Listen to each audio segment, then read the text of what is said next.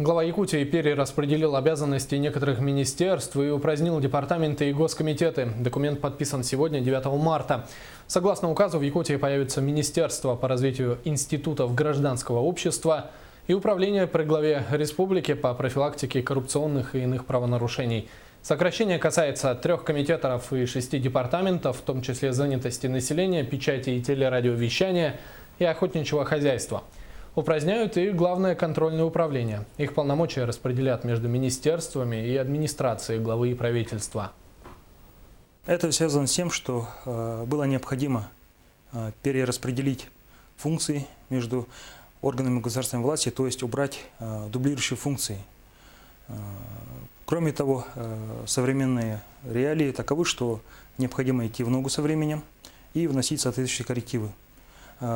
Целым указом главы Республики Саха-Якутия упразднены Государственный комитет Республики Саха-Якутия по инновационной политике и науке, Государственный комитет юстиции Республики Саха-Якутия, Государственный комитет Республики Саха-Якутия по национальной политике, Департамент по архивному делу Республики Саха-Якутия, Департамент по делам печати и телерадиовещания, Департамент охотничьего хозяйства, Департамент по водным отношениям Республики Саха-Якутия, Департамент занятости населения Республики Саха-Якутия, Департамент Республики Саха-Якутия по развитию гражданских инициатив и Главное контрольное управление Республики Саха-Якутия.